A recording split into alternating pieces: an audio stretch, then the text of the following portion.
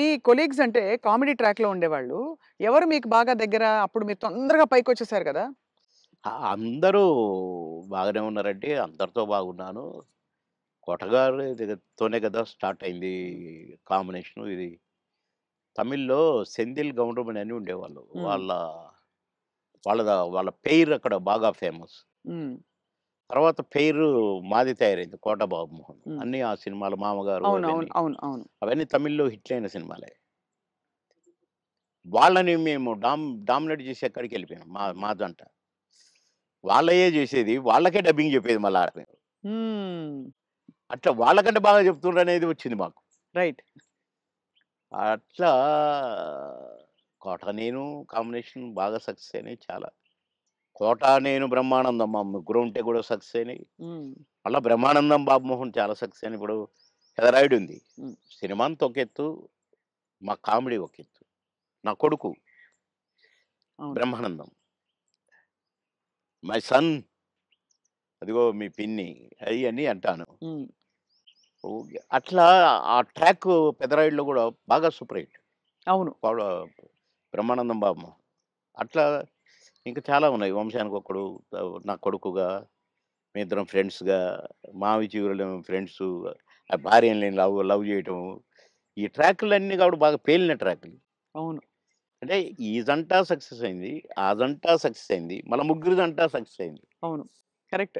Different different ఫ్లేవర్‌లు వేరు. అంటే అవును. బ్రహ్మానందం గారితోటి ఎలా ఉండేది సార్ మీ అనుబంధం? ఆయన్ని చాలా సార్‌ని ఏదో కత్తి అనేదో అంటారట? ఏది? బ్రహ్మానందం గారిని. ఆ! ఆయన పదునైన కత్తెనో ఇంకేదో అంటారని ఏదో అంటారు. అబ్బే! కాదు. మా భరణి గాడు తనికెళ్ళ భరణి వాని గురించి రాశాడు. "అరేయ్! నా గురించి 2 మాటలు నీ కవిత్వంలో చెప్పురా" అంటే 2 ముక్కలు రాసి వాని చేతికిచ్చాడు. అంటే ఎక్కడ నొక్కాలో, ఎక్కడ చెక్కాలో తెలిసిన మేధావిరా నువ్వు. అని అంటే ఏ ఎండకు ఆ గొడుగు పడతావు అని ఈ ఈ ఇంకొక 2 మాటలు రాసాడులెండి. అయంటే బ్రహ్మానందం మళ్ళీ గారి ఇప్పుడు గురించా? నేనన్నట్టుగా వాడు చస్తాడిప్పుడు. పురుగుల మందు తాగుతాడు ఆ బ్రహ్మానందం. అయ్య బాబోయ్! అందుకని అనను ఇప్పుడు నేను. బాబోయ్! సార్ అంటే నువ్వు స ఎక్కడ మెక్ మె ఎక్కడ నొక్కాలో, ఎక్కడ చెక్కాలో హ్మ్. అని దానికి ఒక పదం ఏదో పెట్టిండండి. అంటే ఏ ఎండకా గొడుగు, ఎక్కడికక్కడ నువ్వు సామాన్యుడు కాదురో అన్నట్టు. హ్మ్. దాని మీనింగ్. అవును. ఎక్కడ చెక్కాలో. అంటే ఎక్కడ అంటే మంచిగా పాజిటివ్‌గా చెప్తే ఎక్కడ నెగ్గాలి, ఎక్కడ అంటే అన్నీ తగ్గాలి. అన్నీ ఉన్నాయండి అందుల. అది. పాజిటివ్‌కు పాజిటివ్‌గా ఉంది. లౌక్యానికి లౌక్యం డిప్లొమసీ లౌక్యంగా ఉంటుంది. ఉంది. అవును. వాని వరకు వేషాలు సంపాదించుకోవటానికి గాని, వాడి వరకు సర్వైవ్ అవ్వటానికి గాని, యాడికన్నా పోతాడు, ఏమైనా చేస్తాడు, ఏమైనా పట్టుకుంటాడు హ్మ్. అని గూడా ఉంది. హ్మ్. కానీ మీ ఇద్దరిది మంచి దోస్తీ కదా సార్! మీది బాగా. బ్రహ్మానందం గారిది. ఇక బావ ఒరే! ఒరే! అనుకుంటాం బావ బావ కాబట్టి అదే. నేనేమైనా అనొచ్చు వాడిని, వాడు నన్నేమైనా అనొచ్చు. అంతే గదా! అంతే అదే ఉండాలి కదా సార్ లైఫ్‌లో. వారు కోట యాక్చువల్లీ అవును. కరెక్టే మీరన్నది. కోటగారొచ్చారు పెద్ద మనిషి కాబట్టి అన్నయ్య. అన్నయ్య. నా చాలా పెద్దవారైపోయారు. నేనే అన్న అంటాను. హ్మ్. తమ్ముడంటాడనుకోండి. బ్రహ్మానందం అనడు అన్నయ్యని. "ఏంట్రా" అంటాడు. ఆహా! "ఏయ్! పెద్దోడిని రా అంటమే బేస్ సాలే" అని నేననేది. హ్మ్. హ్మ్. అట్లా జాలీ జాలీగా సార్ బాగా. ఆ! మొన్న ఈ మధ్యనే ఫోను చేశాడు. "బావా" అన్నాడు. "ఏంటో బావా ఇంత ప్రేమ ఎటు నుంచొచ్చిందోయ్! ఆహా! ఏదో ఉంది చెప్పు." హ్మ్. ఇట్లా మాట్లాడుకొని ఓ ఒక అరగంట నవ్వుకున్నాం ఇద్దరం. హ్మ్. మా డ్రైవర్ పిచ్చోడైపోయి దేనికి గుద్దుతుందో అనుకున్నా. సార్ నేను బ్రహ్మానందం అభిమానిని అంటుండు. ఒరేయ్ పక్కకు ఆపురా నాయనా అని. అట్లా చాలా జోవియల్‌గా చాలా సరదాగా. మీ ఫీమేల్ కో స్టార్స్ సార్? ఎవరు మీ ఫేవరెట్ మీతో పాటు? అంటే అప్పట్లో అప్పట్లో ఎవరున్నారండి? ఎవరు ఎవ్వరు లేరుగా. లేరు. మీ టైమ్‌లో యాక్చువల్లీ ఎక్కువ మంది లేరు. మేము చా ఎందుకంటే అంటే బ్రహ్మానందం గారికి కోవై సరళ గారున్నారు. అంతకుముందు ఓ టైమ్‌లో ఆ! శ్రీలక్ష్మి గారు వీళ్ళందరూ ఉండేవారు పాత కామెడియన్స్‌లు. ఏవండీ 'కోవై సరళ' నాతోనే స్టార్టు. అవును. బ్రహ్మానందంతో గాదు. హ్మ్. నాతోనే స్టార్టు చాలా సినిమాలు. ఆ తర్వాత బ్రహ్మానందంతో కొన్ని సినిమాల్లో వేసింది. హ్మ్. కానీ నాతోనే ఎక్కువ సినిమాలు. హ్మ్. మా ఇద్దరికి టగ్ ఆఫ్ వార్‌గా ఉండేది. అవును. 'కోవై సరళని' హ్మ్.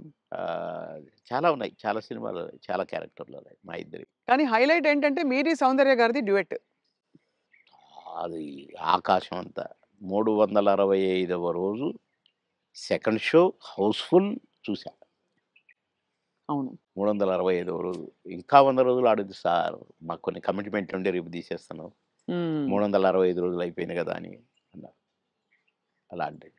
ఒక పాట ఒక కమెడియన్ చేస్తే 365 రోజులు ఆడటం అంటే చిన్న విషయమా? అవును. అంతే గదా! అలాగే ఇంకా కొన్ని సినిమాలున్నాయి. 'సిల్క్ స్మిత్', 'బావలసయ్య' పాట కూడా పాటతో 100 రోజులు. అవును. 'బువ్వుంటే ఏమో కూరుంటే ఏమో' అని అడుక్కుంటే అది 100 రోజులు. పాటలతో 100 రోజులు ఆడిన సినిమాలంటే ఒక కమెడియన్‌గా అది నాకు గొప్ప గుర్తింపు, గొప్ప గొప్ప ఒక గొప్ప విజయం. అది ఘనత. అవును. ఘనతే. నా అదృష్టం అది. కానీ సార్ సాడ్ థింగ్ ఏంటంటే 'సిల్క్ స్మిత' గారు వెళ్ళిపోయారు. 'సౌందర్య' గారు వెళ్ళిపోయారు. అవును. పాపం. మీకు తలుచుకుంటే బాధైతుంది కదా సార్ చాలా? చాలా. 'సిల్క్ స్మిత' గారు ఎలా ఉండేవారు సార్? చాలా చాలా క్లోజ్‌గా మంచి ఉండేవారు. వ్యక్తి అని అని అని అనేవారు. చాలా, చాలా, చాలా. ఆమె ఎవరిని కేర్ చేయదు. హ్మ్. ఎవరికీ నమస్కారం పెట్టదు. హ్మ్. కాలు మీద కాలేసుకొని కూర్చుంటది. హ్మ్. కూర్చొని కళ్ళద్దాలు మళ్ళీ. హ్మ్. అందరిని చూస్తుంటది ఇట్లా. నేనడిగాను, "బాస్ మీరు నల్ల కళ్ళద్దాలు పెట్టుకుంటారు. కాలు మీద కాలేస్తారు. అది ఎవరొచ్చినా తీయరు. హ్మ్. అంటే మీరు నిద్రపోతారా? లేక అబ్జర్వ్ చేస్తారా?" అని అడిగాను నేను. అయితే, "అది కాదు బాస్ ఫూల్స్ నన్ను చూస్తారు. ఇలా ఇలా చూస్తారు నన్ను. అందుకని నన్ను ఎవడు చూస్తున్నాడా అని గమనిస్తూ ఉంటా నేను కళ్ళద్దాలు పెట్టుకొని" అని చెప్పింది నాకు. మరి హీరోలొచ్చినా కూడా తీయవు గదా! అంటే ఎందుకు తీయాలా? హీరోలొస్తే? యాటిట్యూడ్ మంచి స్ట్రాంగ్. నాతో మాత్రం నన్ను చూడంగానే కాళ్ళు తీసేది. నన్ను చూడంగానే లేచి నిలబడేది. నేనెక్కడ కూర్చుంటే అక్కడికొచ్చి కూర్చునేది. హ్మ్. భలే లైక్ చేసేదండి నన్ను. హ్మ్. గ్రేట్. హ్మ్. Great artist. ఎందుకో సార్ గ్రేట్ మంచి మనుషులు తొందరగా వెళ్ళిపోతారనిపిస్తుంది వాళ్ళందరూ. అంతే. కదా! మంచోళ్ళు తొందరగా అయిపోతారు. కరెక్ట్. హ్మ్. మేము దుబాయ్ పోయినాం ఒక ఫంక్షన్‌కి. హ్మ్. నన్ను బాస్ అని పిలిచేది. హ్మ్. బాస్ మనం షాపింగ్‌కెళ్తున్నాం. నేనెందుకు బాస్ నువ్వు లిప్‌స్టిక్‌లయి కొనుక్కుంటావు. నేనేం కొనుక్కోను కదా! నాకొద్దు. నేను రానన్నా. అంటే లేదు నాతో నువ్వు రావాలి. నేను పర్మిషన్ తీసుకున్నా. అంటే పోయినాం. పోతే ఏమేమో కొనుక్కుంది. హ్మ్. సో, క క బ్లాక్ కళ్ళద్దాలు పెట్టుకొనొచ్చింది బయటికి. నేను అక్కడ అటు ఇటు కూర్చొని అది ఇది ఏదో బాస్ ఎలా ఉంది? అంది. సూపర్ అన్నా. సూపరా? నిజంగా సూపరా? అయితే కొనేస్తున్నా. కొనేసేయి అన్నా. పోయింది. ఆ! కొనేసా అనుకుంటూ వచ్చింది. ఇది మీరు పెట్టుకోండి బాస్ ఒకసారి అన్నది. పెట్టింది నాకు. ఓహ్! సూపర్ అన్నది ఇట్లా పెట్టి. అదేంటి బాస్ నాకు సూపర్ కాదు మీకు సూపర్ నాగా అన్నా. హ్మ్. చాలా బాగుంది. నేను అందుకే కొన్నాను నీకోసం. అన్నదండి. ఆ కళ్ళద్దాలు చనిపోయేదాకా దాచిపెట్టుకున్నాను. మంచిది. చాలా మంచిది. ఆ! అబ్బో! గ్రేట్. కానీ చాలా కష్టాలు, వివాదాలు, ఇక అయి పరిస్థితులు. వచ్చినాయిలెండి. అయి కొంచెం కరెక్ట్‌గా ఉన్నోళ్ళకి వివాదాలుంటాయి. హ్మ్. ఈ ఏ ఎండకు ఆ గొడుగు పట్టేటోళ్ళకుండవు. అదే. వివాదాలు రావు. హ్మ్. ఎక్కడికక్కడే సమసిపోతాయి అవును. అని నా ఉద్దేశం. కష్టమే సార్ మీరన్నది.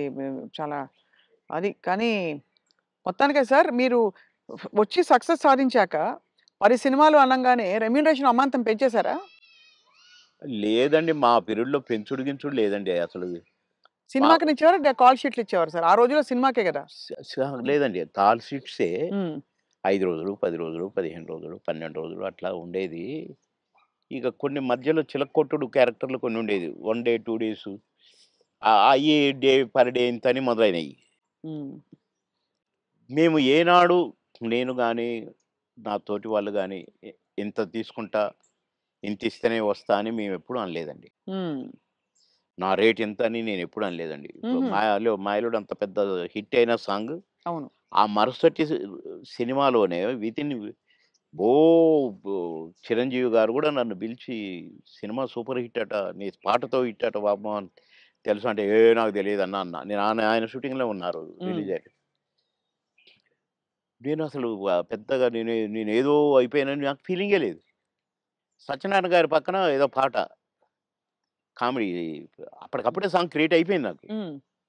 పెడితే నేను మామూలుగానే పోయినా చేసినా వచ్చినా. అంతే తప్ప నేను పాటలకు నేనిప్పుడు సెపరేట్ ఇంత తీసుకున్నా నన్ను పెట్టమన్నారు నన్ను కొంతమందైతే. హ్మ్. నేను సినిమాకి ఏం తీసుకోండి మీరేమిస్తే అదే అనేదండి.